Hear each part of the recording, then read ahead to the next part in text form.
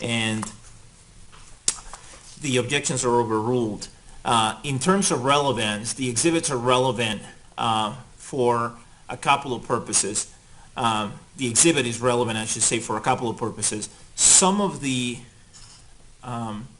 pages in this exhibit are relevant because they show purchases of items that were either used in the shooting or found in the defendant's car or found in the defendant's apartment. So they are directly relevant to items of evidence that have been introduced already, and they are relevant to the elements of the crimes charged, which the prosecution has to prove beyond a reasonable doubt. And I'm speaking specifically about the commission of the acts that have been charged. So that's one of the reasons why they're relevant. Another reason why these documents are relevant is that to the extent that they do not reflect any purchases of items or any transactions related to items that were recovered at the theater or in the defendant's car or in the defendant's apartment, they are probative of the defendant, of the issues raised by the not guilty by reason of insanity plea, and they are probative of the culpable mental state elements of the crimes charged.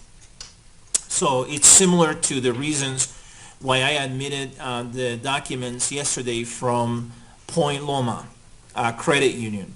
And I incorporate by reference my comments yesterday with respect to those records. And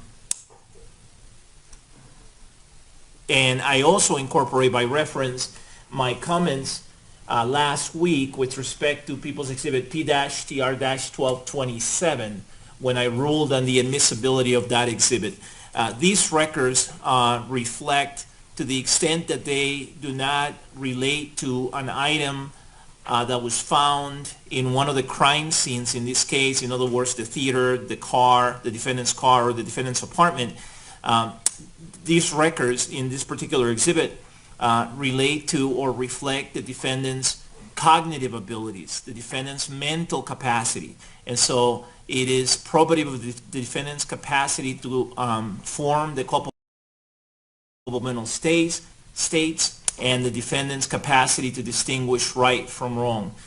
They show the defendant's ability to process information, the defendant's ability and capacity to be aware of his surroundings, to function, to purchase things, to make transactions, to communicate as he's making these transactions, because you have to communicate with merchants, and whether you're doing it online and communicating online or whether you're using it in person, there's some level of communication that is required. So it is relevant for all those reasons, and whether you can communicate in a logical, appropriate, coherent fashion, or at least sufficiently logical and appropriate and coherent to be able to complete the transactions, to be able to complete the sales, if you will.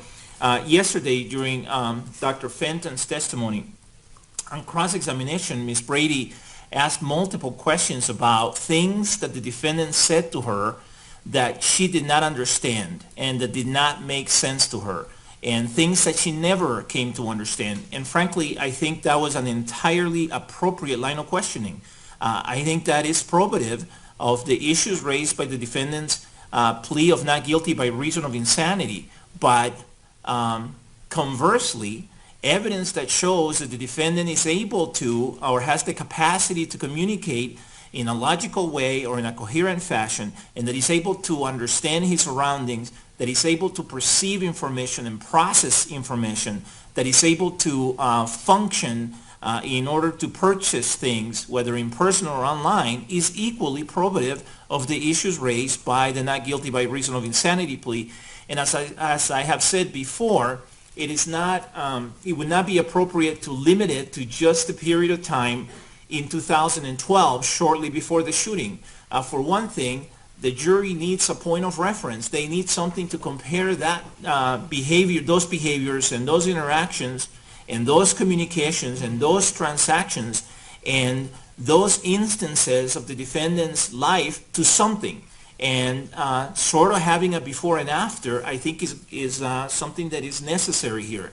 So I think it's important for the jury to also have something to compare that information to, and that's where the period of time before March of 2012 comes in. And I think going back to May of 2011 is appropriate for the reasons I stated yesterday. That's when the defendant, in general, was getting ready to move to Colorado, making plans, making arrangements, and in the process of moving to Colorado for school. And that's to a large extent what this case is about. It is about the defendant attending the University of Colorado here in the state of Colorado.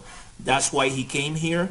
That took most of his time between May of 2011 or June of 2011 and July 20, 2012. That's what took most of his time.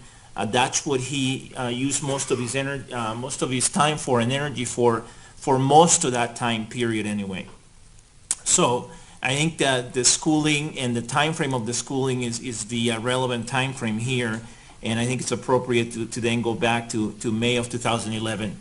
I have mentioned multiple times before that there is a difference in the way the parties view the case, and one of the parties thinks, I think, that there was really not much of a change in the defendant throughout, and the other side believes that there was a significant change at some point in 2012. And so I think it goes to that disagreement as well. So for all the reasons I have stated before, and for the reasons I've stated just now, the objection to relevance is overruled. Then under 403, the question is whether the probative value of this evidence is substantially outweighed by any of the concerns in Rule 403. And I have not been presented with any reason to lead me to believe that this exhibit is inadmissible under Rule 403. There is some overlap between this exhibit and other exhibits, but that's almost inevitable. Of course there's going to be some overlap between this exhibit and, for example, the Point Loma exhibit, or, for example, some of the testimony. But that's the case in every trial, and that does not mean that it is the unnecessary presentation of cumulative evidence, nor does it mean that even if it is the unnecessary presentation of cumulative evidence, that it should be kept out because it substantially outweighs the probative value of the evidence. In this case, I find that the probative value of the evidence is not substantially outweighed by any concerns related to the unnecessary presentation of cumulative evidence or any other concerns in Rule 403. So for those reasons, the Rule 403 objection is overruled as well. Having said all that, I will give the redaction instruction that the defense has requested, and I'll give the same one that the defense requested previously. In terms of the request by Ms. Higgs to not release the Point Loma credit union records that were admitted yesterday to the public, the request is granted. I agree that there's some sensitive information in there, and so I'm not going to release those records. Are the parties ready for the jury? One thing real quick, Judge. The court may have said it was People's Exhibit 7-3. It's actually 793. I meant to say P-TR-793. If I said something else, I erred, and I appreciate you letting me know. But I thought I said P-TR-793. But that's what I meant in any event. Thank you. And real quick, Judge, in case I failed to mention it before, the two pages that we redacted were 4602 and 4614. Thank you, Judge. All right, thank you. Mr. Edson, do you want to retrieve the exhibit, please? I can also leave it with the court because we're intending to publish this with individual copies to the jurors, and I don't know if the court wanted. That's an extra copy if the court wanted that. Okay, that's fine. I thought that was the original. Okay, thank you. All right, would Ms. Nelson and Ms. Tish McGuire please approach on something?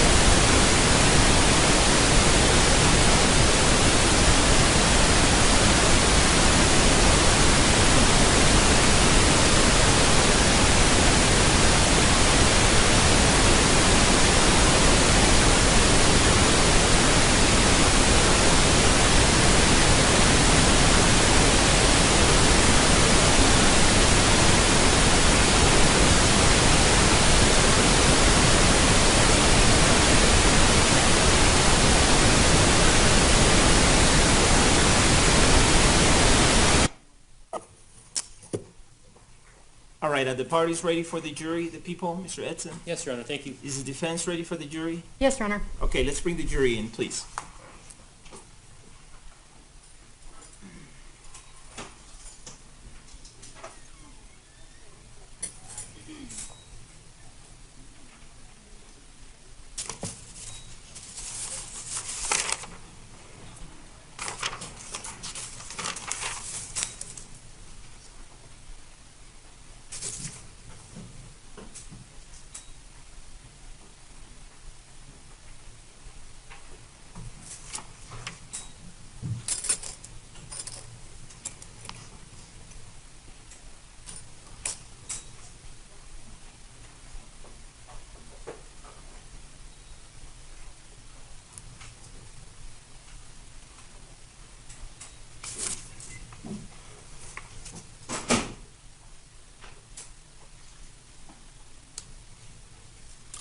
Please be seated, everyone. The record should reflect that the jury is back in the courtroom. Mr. Edson, call your next witness, please. Diane Mathis.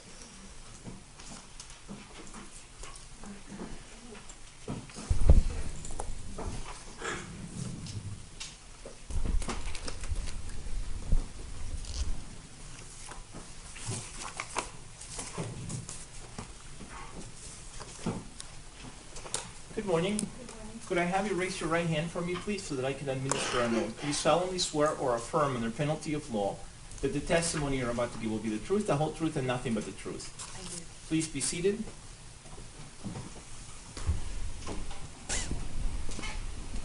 Could you please tell us your full name for the record and spell your first and middle and last names? Diane Lee Mathis, Dianelleemathis. Mr. Edson, you may proceed. How are you employed? I work for USAA Federal Savings Bank in San Antonio, Texas. What is your job title? Custodian of Record Specialist. Your Honor, may I approach the witness, please? Yes. This will be People's Exhibit 793.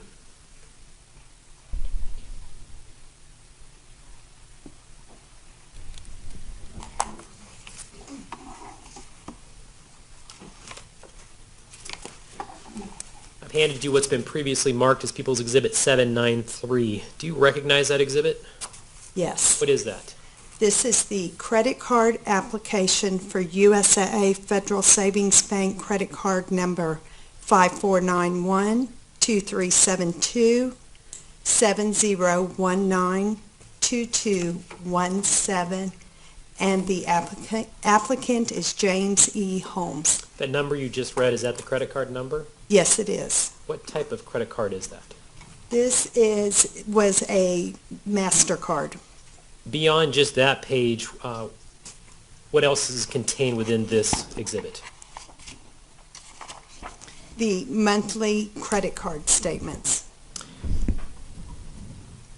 Are these computerized records? Yes. Are you familiar with them as a custodian of records for USAA? Yes. Are these records computer generated? Yes. Are the computer entries made in the regular course of business? Yes. Were those participating in making the records acting in the routine course of business for USAA? Yes. Are the input procedures for these records accurate? Yes. Were the entries made within a reasonable time after the transactions involved? Yes. Is the information transmitted by a reliable person, such as yourself, who has knowledge of the contents of these records? Yes. Does USAA regularly receive, maintain, and rely upon information transmitted by the various merchants that are reflected in these records? Yes. I'm going to draw your attention to the first 4 pages there. I believe you said that's the credit card application. Yes. The information that's contained in that credit card application, how do you receive that information? This is a credit card application, and the information is provided by the applicant. The information provided by the applicant, is that used by USAA to create a business relationship between the applicant and USAA? Yes. Does USAA substantially rely upon the information contained in the records for a business purpose? Yes. Do these records appear to be fair and accurate copies of the original USAA records surrounding this particular account for this particular time period? Yes. They appeared to be the same type of copies that you previously certified. Yes. Your Honor, at this time, I would move for admission of People's Exhibit 793. Is there any additional objection to P-TR-793? No, Your Honor, there is not. All right, without any additional objection, and based on my previous ruling, the exhibit is admitted. Permission to publish to the jury, Your Honor, with individual copies. Go ahead. Your Honor, may I approach your clerk? You may. Members of the jury, we're going to publish this exhibit the way we've done others. We're going to give each of you a copy so that you can have it with you. Mr. Edson, are you intending to ask questions as the jurors are holding an individual copy of this exhibit? Yes, Your Honor. All right. So we'll do it the way we did yesterday, and so you can follow along.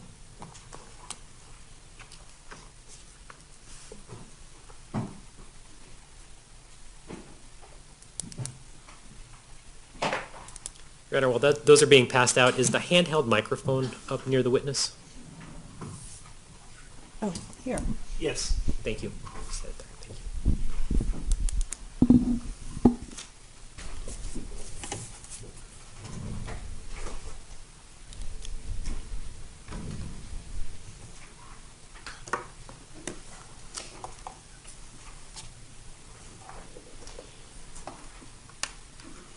Your Honor, may I approach to retrieve some previously admitted evidence? You may.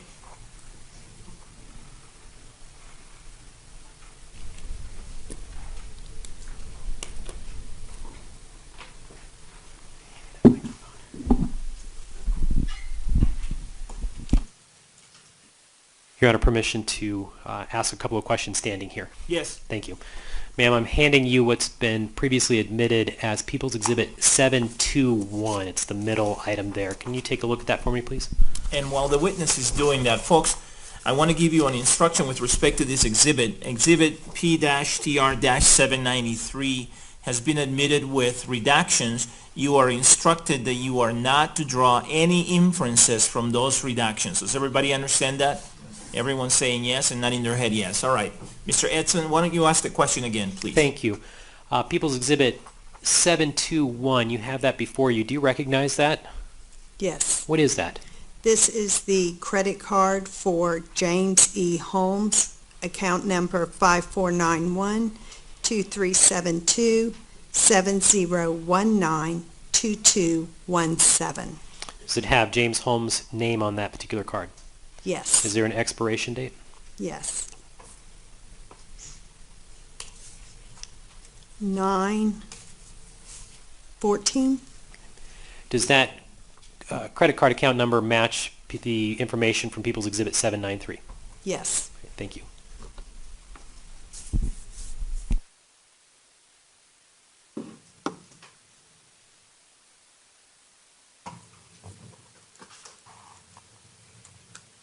If I could draw your attention to the first page of People's Exhibit 793. This was page number at the bottom, 4501. Are you with me on that, Ms. Mathis? Yes. Tell the jury in general, what is this information? This is the credit card application for credit card 5491-2372-7019-2217 for James E. Holmes. I see underneath the card number it says individual. What does that refer to? This is an individual account. Down at the fourth box under card features, what card type is this credit card? It is a MasterCard. I'm going to have you turn to the second page. That would be page 4502. Under the box, it's the second box that says decision details. Do you see where I'm referring to? Yes. Is there an approved date? Yes. What is that date? September 18, 2006. What does that mean? That means the credit card application was approved on that date. Is that approximately the date that the credit card went into effect and was open for use? Yes. If I could have you turn to page 4599, please.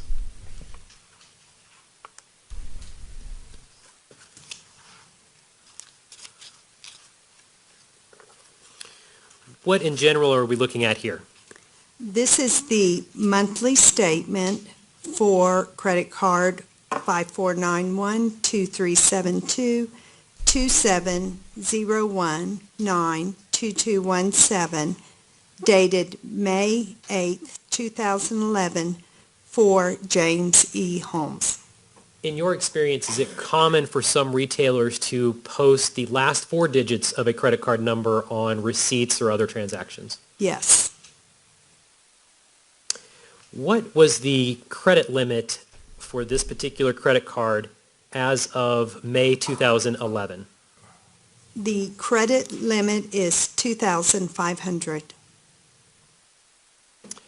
Now have you turn to the next page, which would be page 4600, and direct your attention to the second box. It's going to be titled Payments and Credits. Do you see where I'm referring to? Yes. Can you just kind of tell us what we're looking at here, reading left to right? What does that refer to? The top one that says USAA.com PMT. Tell us what we're looking at there. That USAA.com payment, thank you, that is an online payment through USAA on April 18th, 2011 in the amount of $331.15. What do you mean by online payment? USAA.com is the internet channel into USAA where you sign on using a user ID and password.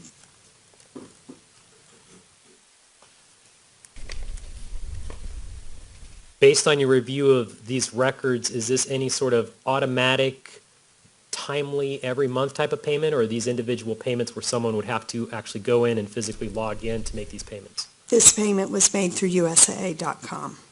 Again, with the login password information? Yes.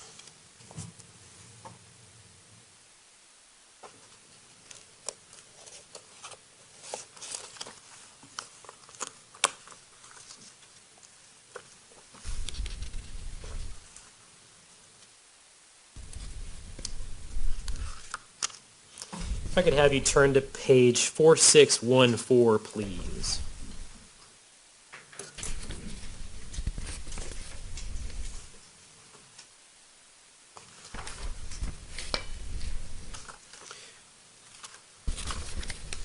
On page 4614, first of all, and you can refer back one page to 4613, is this the statement closing of roughly December 2011, or a statement that's at the end of 2011? Yes, it is the December 8th, 2011 statement. So on page 4614, my question for you is, that smaller box towards the bottom, it says 2011 totals year to date. Can you explain to the jury what we're looking at there, please? Oh, during the year 2011, there were no fees charged against the account or no interest charged against the account. Does that mean that payments were made regularly on time? Yes. You've had a chance to look through the various monthly statements in this record, is that correct? Yes. Was there ever a time where there was a late payment? No. Ever a time where there was interest charged? No.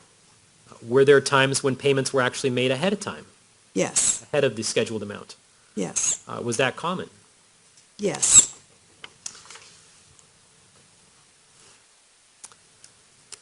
I'd like to direct your attention to page 4625, please.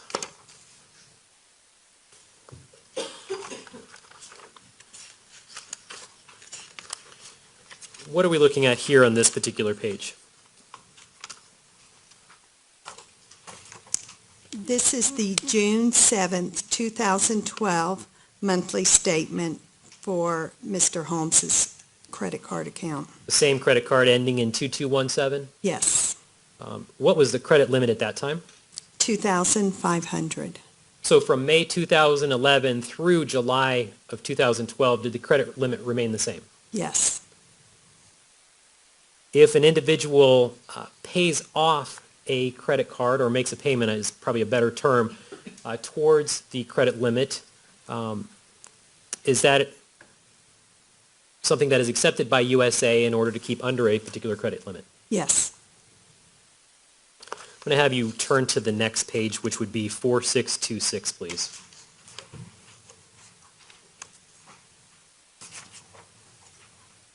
I'm going to direct your attention to transactions, and under that, the payments and credits, and direct your attention to a transaction and post date of May 11th for a USAA.com payment. Can you describe that for us, please? Yes. It is a May 11th USAA.com payment in the amount of $1,552.28. Was there another payment on May 30th of 2012? Yes, there is a May 30th USAA.com payment in the amount of $892.96. Was there another payment made on June 6th, 2012? Yes, there is a June 6th USAA.com payment in the amount of $546.52.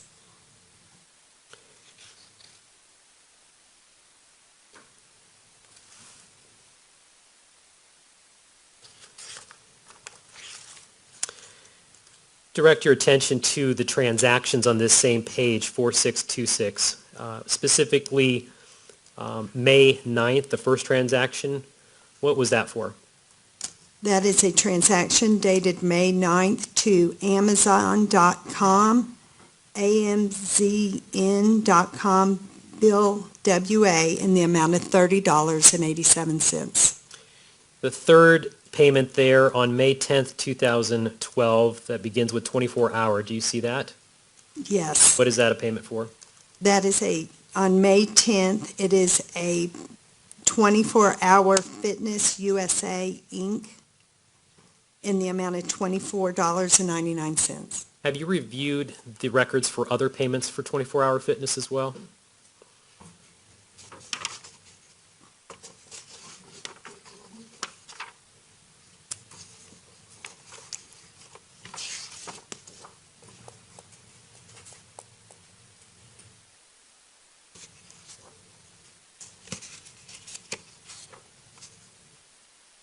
Yes.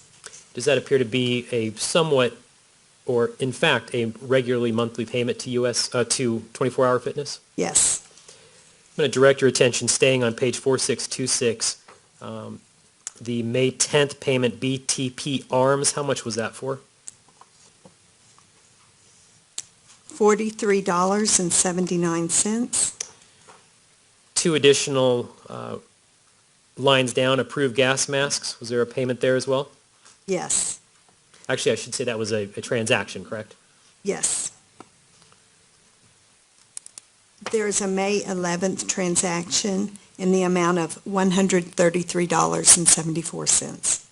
Was there a successful transaction for May 22nd to Gander Mountain, Aurora, Colorado? Yes, there is a transaction for May 22nd in the amount of $647.99. Was there a successful transaction for Bass Pro Shops on May 28th, 2012?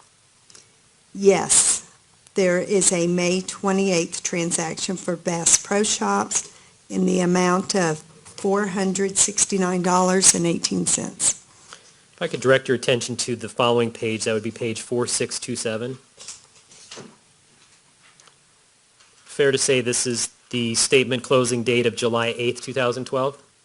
That is correct. I'm going to direct your attention to page 4628, which is the second page of that July 2012 statement. I'm not going to have you read all of these off, but under the payments and credits section, were there numerous payments to USAA.com through that online process that requires the login with a password that you described earlier? Yes. At least three of them over, actually four of them over an amount of $1,000 each? Yes. What was the total payments and credits for that particular period of all of those payments to USAA.com? $6,858.81. For the transactions themselves, I'm not going to go through all of them, but would you confirm that there was a transaction for Gander Mountain on June 7th with a post date of June 8th, 2012? Yes. Schomer Tech? Yes. Was there a transaction with Sportsman's Guide, June 13th? Yes. Brownells, June 19th? Yes. There's also Bullet Block, June 19th? Yes. And when they're listed in this transaction section, does that show that it's a successful transaction? Yes. In other words, card was rang up, either swiped or online, it was entered by the computerized system and it went through successfully? Yes, it is posted to the account. Motorcycle Depot, June 21st, is that correct? Yes. Is there a transaction for Iron Buffalo Enterprise on June 21st? Yes. Law Enforcement Target on June 21st? Yes. Online Fireworks, June 28th? Yes. As well as Bulk Ammo, June 28th? Yes. Cannon Fuse, July 3rd? Yes. PayPal, July 4th? Yes. Were there transaction for a company or retailer called epoch.com, EPOCHCOM? Yes, on July 5th. Tell the jury about those two transactions, please. Okay, on July 5th, there is a transaction from EPOCH.com in the amount of $34.95, and there is another transaction on July 5th to EPOCH.com in the amount of $1.50. What was the total transactions for this period, which is roughly the June 7th to about July 6th or 7th, 2012? $7,692. Was based upon all the payments and credits that you previously described, was the member, the defendant in this case, able to stay within that $2,500 credit limit for this account? Yes. Were there any interest or fees, charges, or any overdrafts or anything like that associated with this? No. Have you turn to the next page, 4629. Ma'am, this page looks a little different than some of the other statements. What are we looking at here?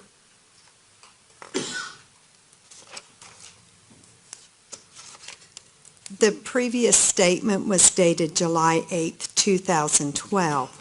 What we are looking at now is charges from July 8th through July 24th that occurred prior to the next billing cycle, which would have been the August statement. So I won't go through all of these. They speak for themselves, but was there a transaction related to Fandango on or around July 8th and 9th? Yes. And that's actually a transaction date and a post date, is that correct? Correct. Was there another payment made to USAA.com? Yes. When an individual makes an online payment with the password and the username as you described, do they do so by linking to any other checking account, for example, to make that payment? Yes. How does that work?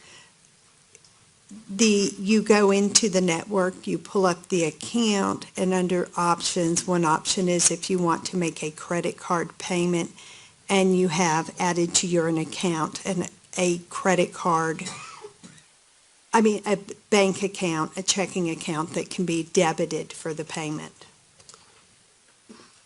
Was there a large transaction to Best Buy over $600 made on July 10th? Yes. Below that, is there another monthly reoccurring 24-hour fitness transaction? Yes. O'Reilly Auto Parts, July 11th, is that reflected? Yes. Security Pro USA for over $300 on July 11th. Yes. July 14th, 2012, another Fandango.com purchase. Yes. What was the final transaction, at least on this page, 4629? A transaction dated July 14th to Colorado Scientific Company in the amount of $175.69. If we could move to the next page, please. It's 4630. Is this another continuation of transactions? Yes, it is page 2 of 2. Is there a Best Buy transaction for July 18th? Yes. Some of the six final transactions all have a dash or a negative sign next to them. Do you see what I'm referring to? Yes. What does that mean? That is a credit back to the account that is pushed by the merchant. Does that include the epoch.com account, Yes. as well as the 24-hour fitness? Yes. And that 24-hour fitness was at July 24th, 2012? Yes. In fact, all of those transactions, the return transactions or the credit transactions, were they after July 20th, 2012? Yes. Eric, have one moment, please. Yes.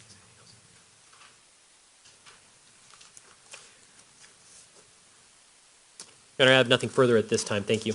All right. Is there any cross-examination? There is, yes, thank you.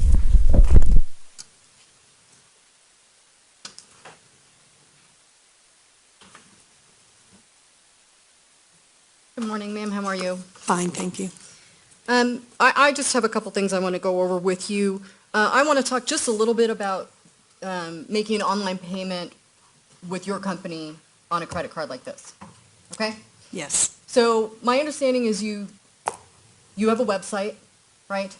Correct. Person would call up that website either through a bookmark or search or find it. Is that right? Yes. Put in their name, username, correct? Correct. And their password, correct? Correct. And that would bring up their account. Correct. Now you can set up, sort of like attach your bank account to make regular payments out of your bank account onto your credit card if you want to do that. Is that right? That is correct. Okay. So that could be set up and easily accessed every time you go on and want to make that payment from your bank account. Correct. Okay. With regard to the automatic payments, I want to, Your Honor, may I approach? Yes. Thank you. And I'm going to approach with DTR-64. I've given a copy already to the prosecution. Okay.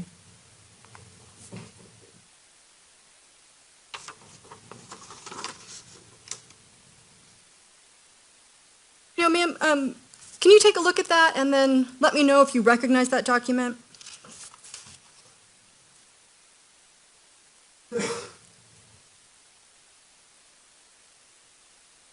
Yes. This is a credit card automatic payment authorization dated December 18th, 2008 from James E. Holmes to Usaa, providing debit account information for a checking account, routing number 3222. Ma'am, I don't want you to read it Okay. all completely. Okay.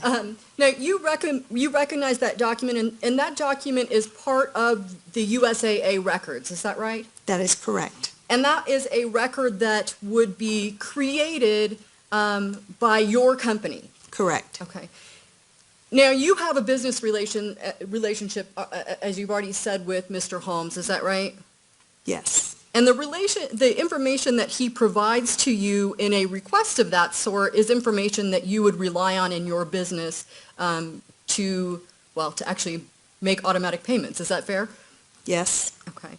And it's information that you collect in the regular sort of conduct of your business? Yes, And it's your regular practice to kind of create a document like that when a request is made, is that right? yes, The, sort of the input procedures for your computer system to create that document, are those accurate?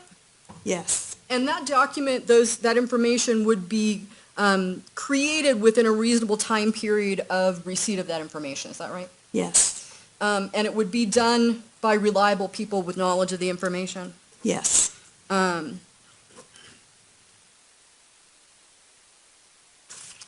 Can you, Your Honor, actually, I'm going to move for admission of that document at this time. Is there any objection to D-TR-64? No, Your Honor. Without objection, it is admitted. Thank And you. it may be published. And Your Honor, if I may approach to show another exhibit to this witness, please? Yes. Thank you.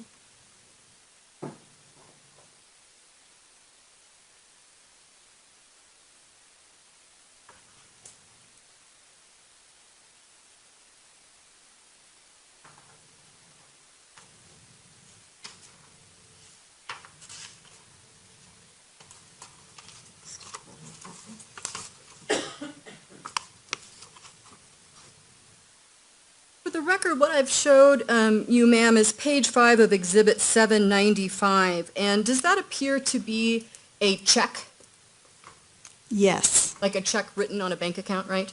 yes, Okay. Now, can you originally were sort of reading the routing number and I think also you were going to read the account number on that automatic payment authorization. I don't want you to read those, but can you tell me what those numbers are in general? Like, what is a routing number? yes. The routing number is the first 9 digits on the bottom left bar of the check, and it is the routing number for Point Loma Credit Union out of San Diego, California. Okay. So the routing number on the authorization that your company received, is that the same routing number that's on that check? Yes, Okay. And the account number that was on the automatic authorization that you received, is that the same account number on that check? yes, Okay. So fair to say that Mr. Holmes in 2008 authorized your company to make automatic payments through his checking account at Point Loma Credit Union? yes, Okay. When we're talking about automatic payments, what that means is that, for example, if a balance isn't paid in full by an online payment, your company can electronically collect that money out of Mr. Holmes' checking account. correct, And there's nothing he has to do further to make that happen. It just automatically occurs. correct, But if he makes the online payments in the process we discussed earlier and makes sort of the full monthly payment, then you wouldn't do an automatic payment. Is that right? correct. Okay.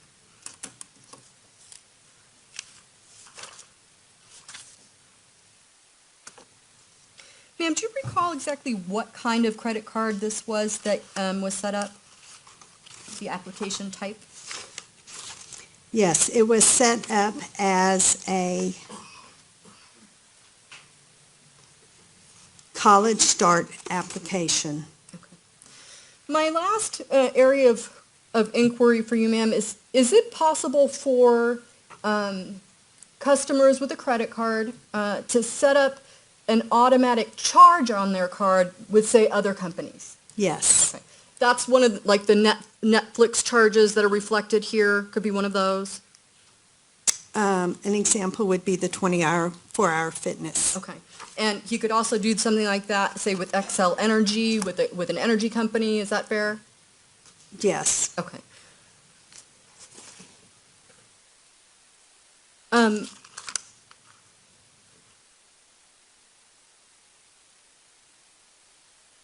Thank you, ma'am. I don't have any other questions for you. thank you. Mr. Edson, do you have any redirect? Briefly, Your Honor, can I approach to retrieve the defense exhibit? Yes.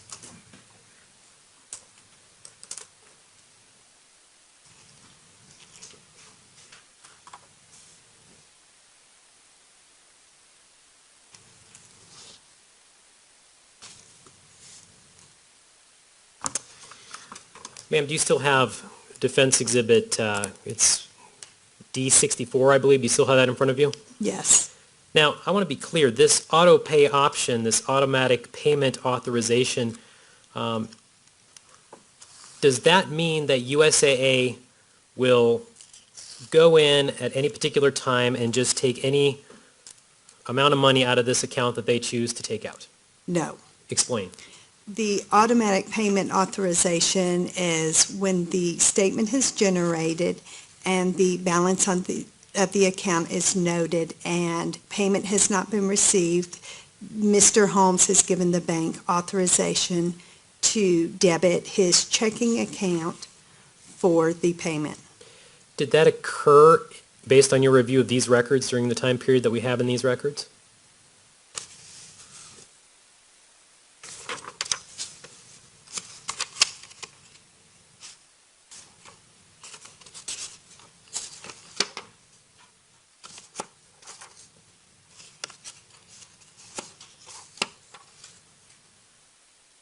There is an automatic payment dated June 2nd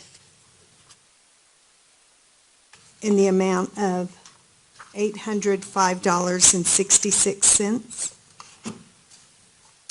And can you specify what year that was? I'm sorry. 2011. Thank you.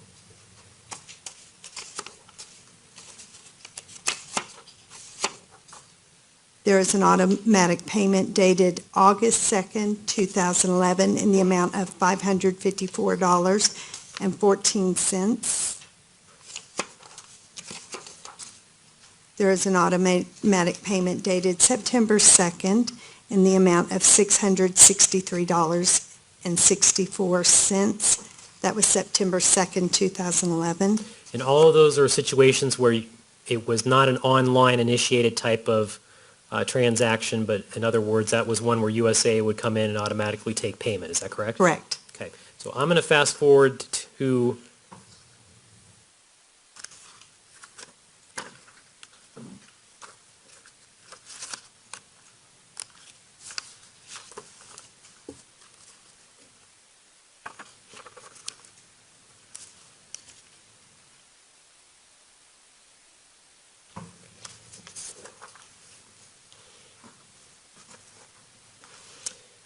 page 4626, which is the May 2012 payments and credits. Do you see the 3 USAA.com payments listed in payment of credits there for May, and also there's one for June of 2012? Yes. Are those automatic payments? No. Are those ones that the individual, such as the defendant, would need to go online with a username and password to actually make that payment? That is correct. Draw your attention also to page 4628, which is the July statement of 2012, and this covers payments from June through July 1st of 2012. All of those payments, were any of those automatic payments? No. Were all of those payments where an individual would need to go online, put in a username, put in a password to make that payment? Yes. The payment on page 4629, the payment made July 9th in the amount of $791.14, is that an automatic payment? No. Is that a payment that an individual, such as the defendant, would need to go online with a username and password to make that payment? Yes. Judge, I have no further questions. Thank you. Is there any recross?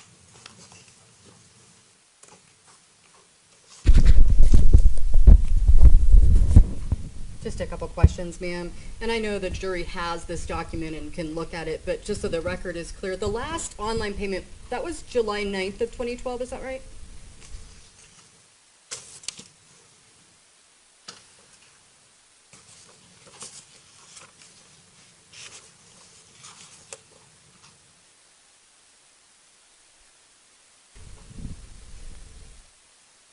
July 9th, 2012. Now, there were additional charges after that, Yes. some in the hundreds of dollars, is that right? Correct. But no additional payments were made after that online, and there's not even noted an automatic payment, is that right? Correct. That only goes up to just the very end of July. Through July 24th. Thank you. Thank you. The jury does not appear to have any questions for Ms. Mathis. May she be released from her subpoena? Yes, Your Honor, thank you. All right, any objection? Your Honor, we anticipate possibly calling her back, so we'd like to hold her under subpoena, and I have talked to her about that. All right, so you're done for now, but you may be called again later, okay? Yes. All right, thank you. Thank you. We'll retrieve Exhibit P-TR-793 from the jurors at this time, at least there are copies of it.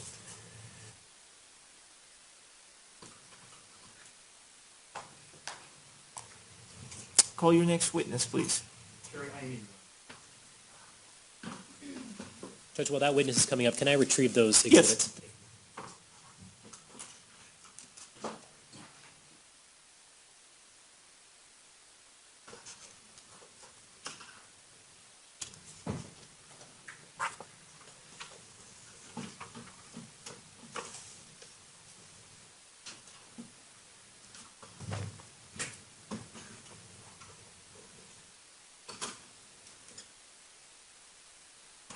If you would come around this way, please. I could have you raise your right hand for me so that I can administer an oath. You solemnly swear or affirm under penalty of law that the testimony you're about to give will be the truth, the whole truth, and nothing but the truth. Yes. All right, please be seated.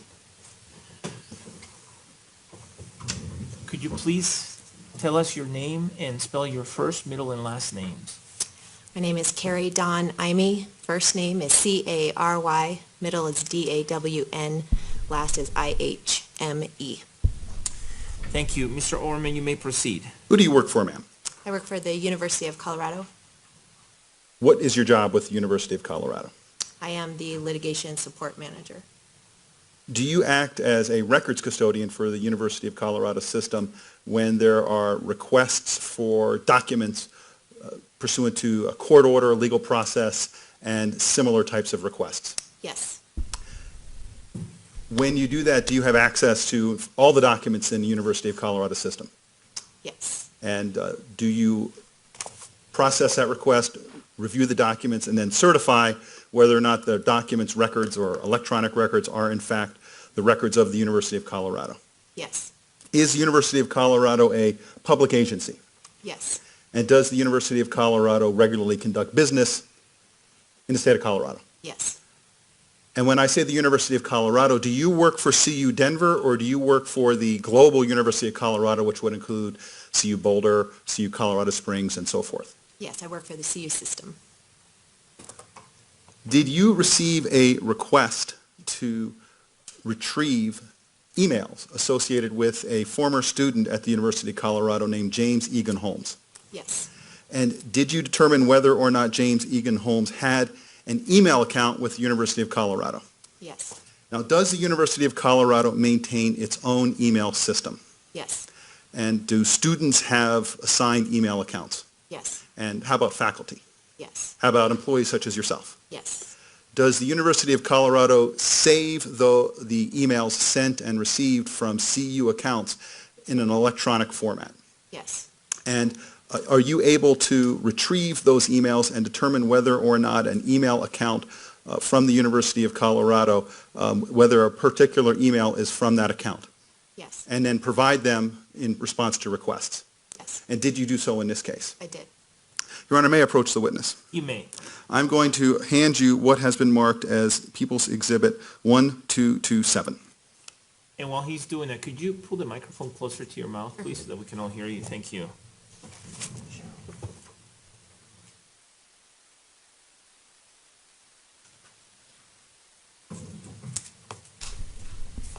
Have you seen that before? Yes, I have. What is 1227? These are emails from James Holmes' account. And have you reviewed those to make sure those, in fact, are emails from the CU server for the defendant's account? Yes, I have. And are they accurate? Yes. Move to admit 1227, Your Honor. Any additional objection? Yes, Your Honor, may we approach? Yes.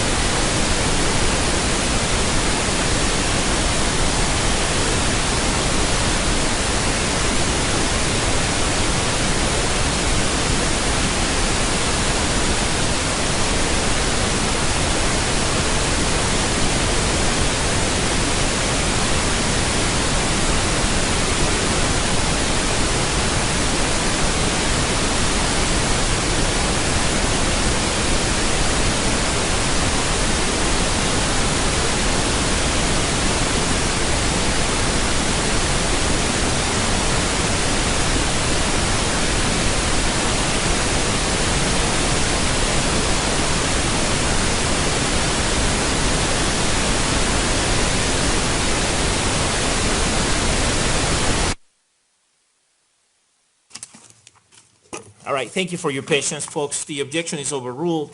The exhibit is admitted. That's People's Exhibit P-TR-1227. Members of the jury, I need to give you an instruction with respect to this exhibit, and that is that it's been admitted with redactions, and you're instructed that you're not to draw any inferences from those redactions. Does everybody understand that? Give me just 1 second.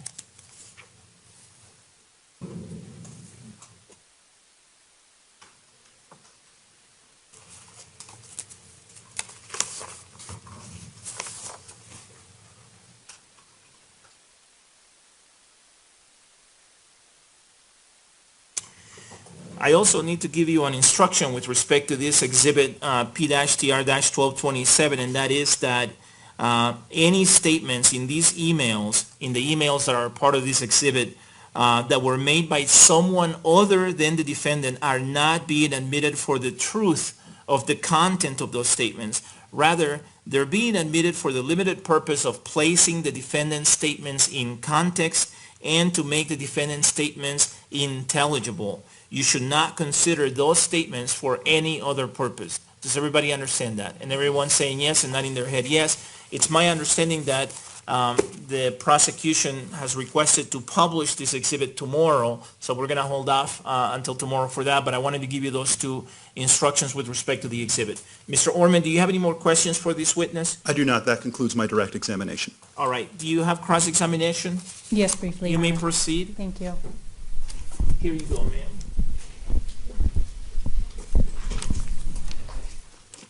Do you have People's 1227 in front of you? I do. Okay, great. I just have a clarification question about one of the emails that's contained in that exhibit. If you can turn to page, just so we're all on the same page, 1913 of that exhibit.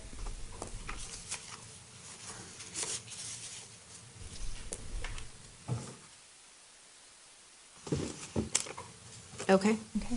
And that's an email between Jimmy, Mr. Holmes, and his mother, Goober. Is that right?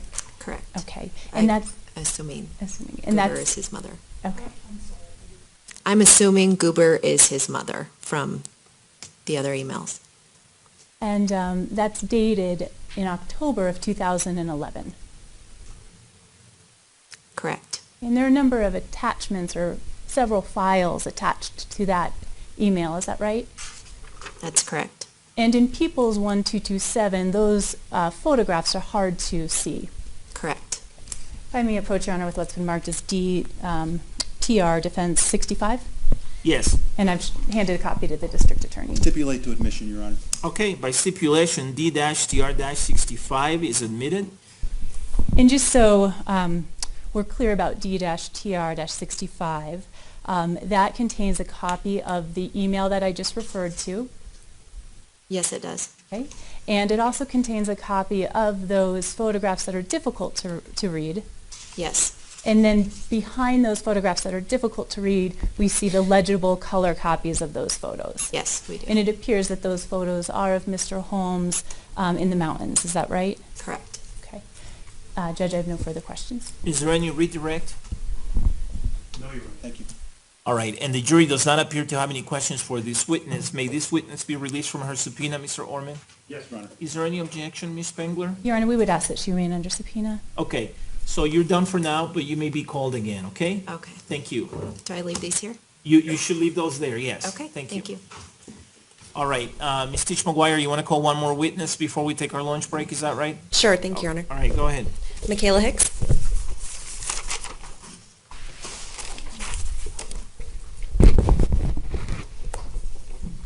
Good afternoon. Could I have you for me, please, so that I can administer an oath? Do you solemnly swear or affirm under penalty of law that the testimony you're about to give will be the truth, the whole truth, and nothing but the truth? All right, please be seated. You can hand me those exhibits there. Thank you.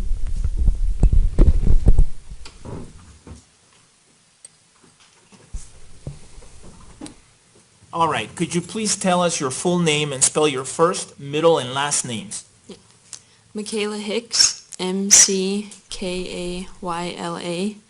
M-E-G-A-N-H-I-C-K-S.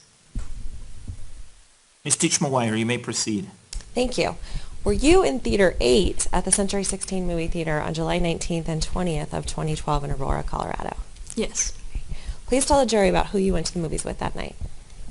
I attended the movie theater with two of my friends. Their names are Lori Schaefer and Lisa Schaefer. What time did you arrive at the movie theater that night? About 11:15 p.m. What did you do while you were waiting for the movie to begin? We ate some of the snacks we had bought for the movie, drank some of the drinks we purchased, just talked to each other about our days and our excitement about the new release of the new film. Please tell the jury about what happened in Theater 8 the night of July 20th of 2012. As the movie began, the lights were dimmed and the movie appeared on our screen. And approximately 20 or so minutes into it, there was a scene that included some gunfire and some shooting. And we heard some extra noise, so some louder noises in the theater, which we recognized were not part of the movie. At first we thought they were firecrackers or fireworks, and at that point we realized something was not right in the movie theater. What do you remember happening after that? Shortly after we heard the fireworks, or what we later learned were gunshots, I felt my face get hit on the right side, and immediately my hands cupped under my face like this, and one of my bottom teeth was in my hands, as well as a great amount of blood. What do you recall happening after that? I informed Lori and Lisa that were sitting next to me that I had been injured some way, and we needed to get help or get my face cleaned up and try to figure out what happened. And we started to walk down the stairs of our movie theater, and as we approached the two double doors to Theater 8, a young man said, "Stay inside the theater because we do not know where the shooter is." And so at that point we did not exit the double doors, and so we tried to exit out the back emergency exit. What happened when you went out the back emergency exit? I'm going to object at this point to relevance in 403. Why don't you ask a more specific question? Sure, what did you observe when you exited out the back emergency exit of Theater 8? Same objection. Sustained. All right, what did you do in order to try to exit the theater? We walked to the back exit in order to get somewhere safe, because the movie theater we were in obviously was not. So we walked out of that emergency exit door of Theater 8, and as we walked out of the theater complex, I saw... I'm going to interject an objection at this point. Sustained. Did you, based on what you saw outside, did you stay outside? No, we did not, because we saw many victims who were bloody. Sustained. So what did you do in response to what you saw outside of Theater 8? We realized it was not a safe environment outside because there were people running. Your Honor. And if you could just say what you did and not what you saw outside. Okay. So what'd you do in response? So the objection is sustained. Go ahead. We tried to enter Theater 8 again through that emergency exit door, but there's no handle on the back, and so we began knocking on the door to get let back in, and someone opened that for us, and we waited in the front of Theater 8 to get hold of someone for help. What happened when you got back inside Theater 8? I remember my friend Lori pulling the fire alarm. A young man handed me his jacket in order to wipe up some of the blood on my hands and face, and we were trying to get a hold of 911 operators and trying to figure out the best way to leave the building. Your Honor, if I may approach the witness with what's been marked as People's Exhibit 1134. Yes. Ms. Hicks, does this diagram of Theater 8 fairly and accurately represent where you were seated in Theater 8 on July 20th of 2012? Yes. Your Honor, at this time I'd move for the admission of People's Exhibit 1134. Is there any objection? No. With that objection, it is admitted. If I could please publish, Your Honor? Yes, you may. 1134. All right, and Ms. Hicks, there's a little mouse there. It's difficult to use, but if you could point out to the jury where you believe you were seated on July 20th of 2012. I was sitting in the second seat to the aisle, and there's 2 rows circled because I do not recall which row exactly, but I know I was on the left side of Theater 8, very close to the top of the theater. Now, if you could move the arrow over towards the right side, do you know that that is the wall between Theater 8 and Theater 9 on the right? Yes, I do. So you're actually seated all the way on the other side of Theater 8 when you were shot. Objection. Asked. Yes. Overruled. And sorry, you could say that answer again. Yes, I was. All right. And did you notice anything in the theater at all when you were in Theater 8 that you observed? Did you notice any smoke? Did you notice any gunshots?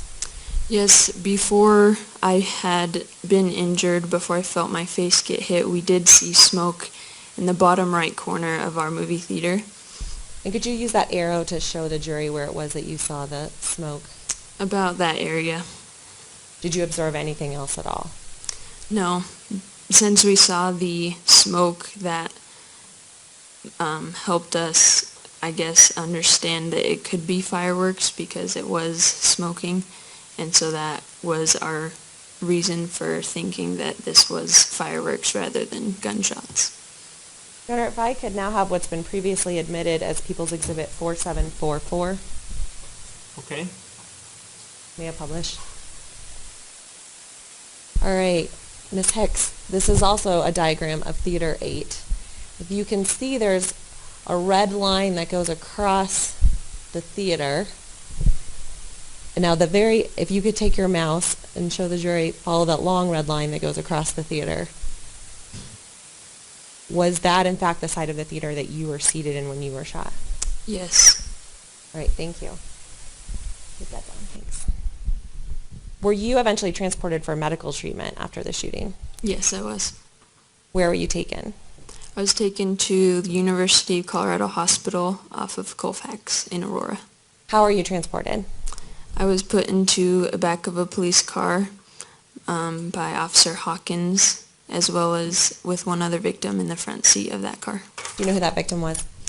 Yes, his name Objection is to Michael relevance. White. Sustained. To strike.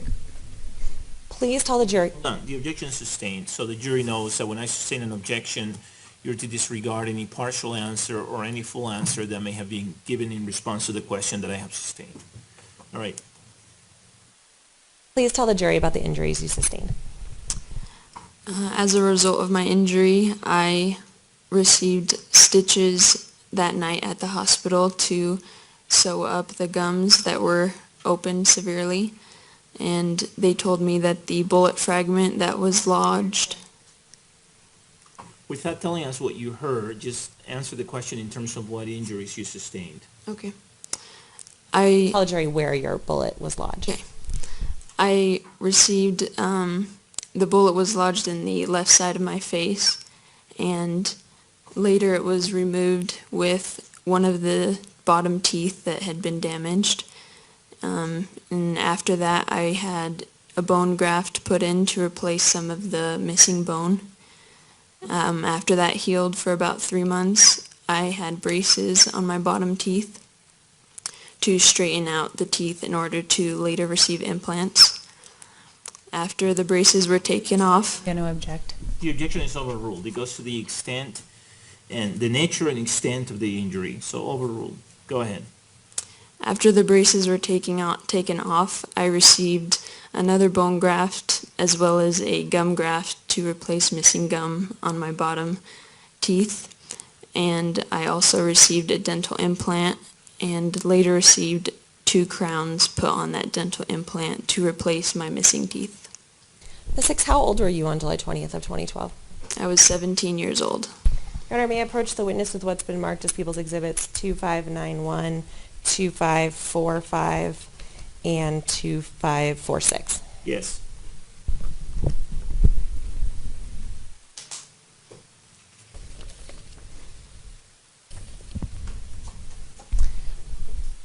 Ms. Hicks, do these photographs fairly and accurately represent the injuries you sustained on July 20th of 2012? Yes. Your Honor, at this time I'd move for the admission of People's Exhibits 2591, 2545 and 2546. Is there any objection? Your Honor, no objection to the first two, an objection to 2546 under 401, 402, and 403. Can I see those, please?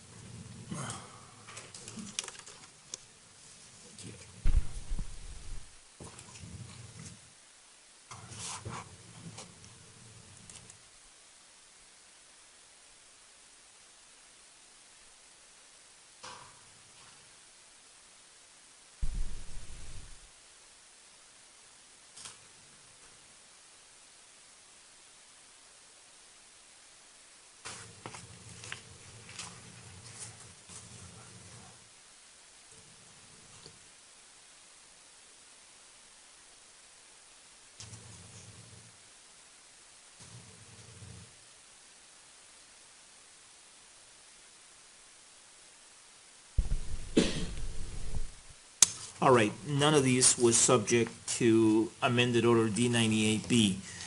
The People's Exhibits P-TR-2545 and 2591 are admitted without objection. People's Exhibit P-TR-2546 is not admitted because I sustained the objection under Rules 401, 402, and 403. Here you go. Oops, sorry. You can publish the two that I admitted if you wish. Thank you, Your Honor. 2591, please.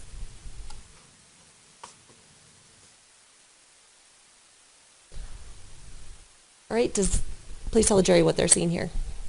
This is a picture of me in the university hospital shortly after I arrived of my injury. And was 2545 the other one the court admitted, Your Honor? Sorry. The other one that I admitted is 2545. Okay, great. If I could please have 2545. All right. Tell the jury what they're seeing in this photograph. This is my injury after I had washed off some of the dried blood.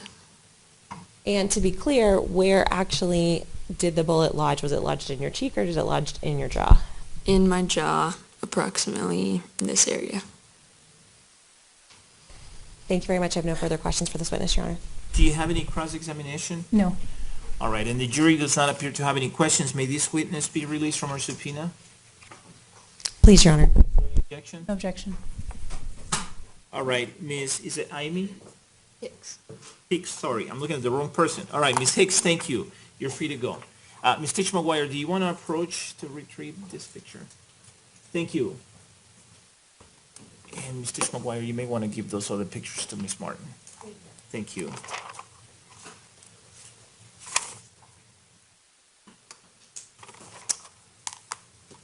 All right, members of the jury, it's 12:30. Let me talk to counsel briefly about scheduling. Could I see somebody from the...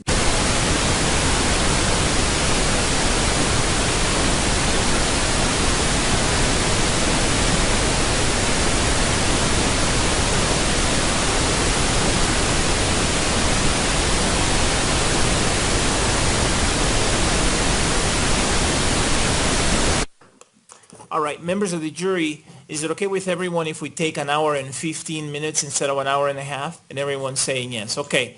All right, I appreciate your willingness to do that. Let's go ahead and take our lunch break now, please. Make sure that you abide by all my advisements during the break. Enjoy your lunch. I'll see you back here in an hour and 15 minutes, which would be 1:45.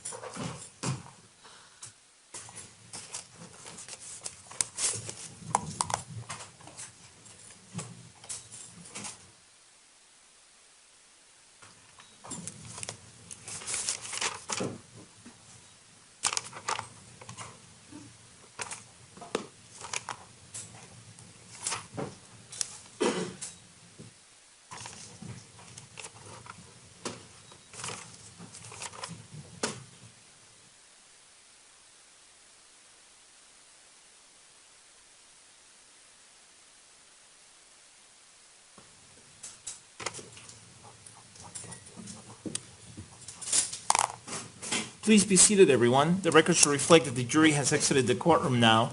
Is there anything we need to talk about before we go on break? Your Honor, I'd ask to also preclude submission to the public of Prosecution Exhibit 793 and Defense Exhibit DTR 64, also bank records for the same reason. All right, I'll grant the request for the same reason as well. Ms. Stitch-McGuire? Your Honor, I would ask the court to be able to make a brief record about the Victims' Rights Act. It doesn't have to be right now, but at some point today, whatever the court prefers. You can make it right now. Okay, thanks, Your Honor.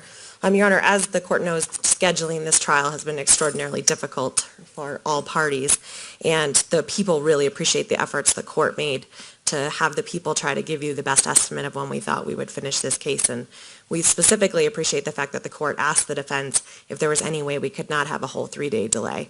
The people don't object to the delay that the court has suggested because we think it's the people's fault. We weren't able to give you an exact time of when we thought we'd be able to finish our testimony in this case. But nonetheless, under the Victims' Rights Act 24-4.1, 302.51, subsection O, victims have a right to be assured that in any criminal proceeding, the prosecutor will take appropriate action to achieve a swift and fair resolution of the proceedings.